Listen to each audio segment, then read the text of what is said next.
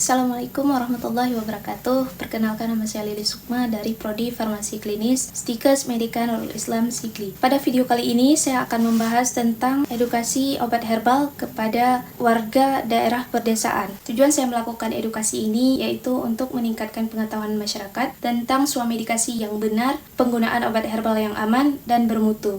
Menurut WHO, 65% penduduk dari negara maju dan 80% penduduk dari negara berkembang telah menggunakan obat herbal. Di Indonesia, obat herbal sangat berperan penting dalam pengobatan kesehatan. Hal ini dikarenakan obat herbal relatif lebih murah dan selalu tersedia.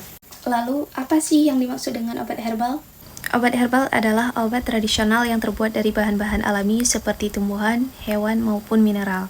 Obat herbal dipercaya dapat mencegah, meredakan, mengobati, dan juga untuk menjaga kesehatan tubuh. Sediaan obat herbal dapat berupa jamu, suplemen, kapsul, dan rebusan. Beberapa contoh tanaman yang dapat digunakan untuk membuat obat herbal yaitu kunyit, temulawak, kencur, jahe, daun kelor, daun katuk, daun jambu biji, dan masih banyak lagi. Obat tradisional terbagi menjadi 3 jenis. Yang pertama, jamu.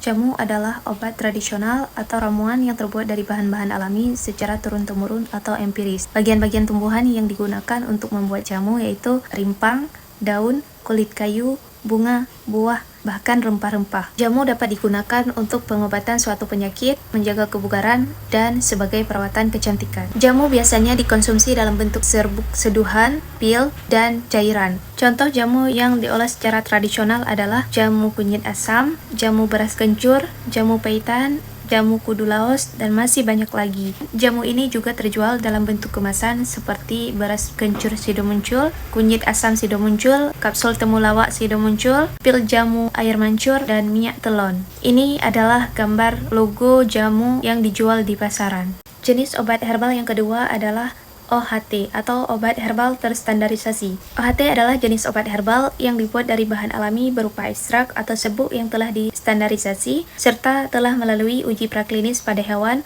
untuk membuktikan keamanan, kualitas, dan hasil secara ilmiah. OHT merupakan salah satu kategori obat yang berada di antara jamu tradisional dan fitofarmaka dalam sistem klasifikasi obat herbal. Contoh obat OHT adalah antangin JRG, OB herbal, mastin, diapet, dan kiranti. Ini merupakan logo obat herbal terstandarisasi. Obat herbal yang ketiga adalah fitofarmaka, yaitu obat tradisional yang terbuat dari bahan alami dan telah melalui uji praklinis dan uji klinis, atau uji pada hewan coba dan uji pada manusia. Fitofarmaka dibuat dari ekstrak tanaman obat atau bagian-bagian yang mengandung paling sedikit 4 senyawa bioaktif atau fitokimia. Fitokimia dapat digunakan secara internal dan eksternal pada manusia dan hewan. Fitofarmaka telah memenuhi kriteria-kriteria berikut. Yang pertama, aman sesuai dengan persyaratan yang ditetapkan. Yang kedua, khasiatnya dibuktikan secara ilmiah. Yang ketiga, bahan baku dan produk jadinya sudah distandarisasi. Yang keempat, memenuhi persyaratan mutu yang berlaku. Menurut BPOM, pada tahun 2021, sediaan fitofarmaka di Indonesia sudah mencapai 26 produk. Beberapa contoh sediaan fitofarmaka antara lain Stimuno, Diabetadex, Tensigard, dan Redasit.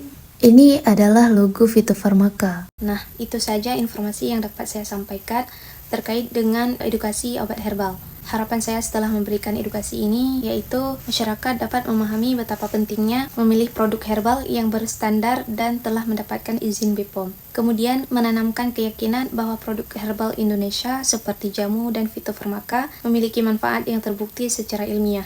Lalu diharapkan berhati-hati dalam memilih atau mencampurkan bahan pembuatan obat herbal dan mencari informasi terlebih dahulu terkait dengan manfaat dari bahan-bahan yang digunakan untuk pembuatan obat herbal.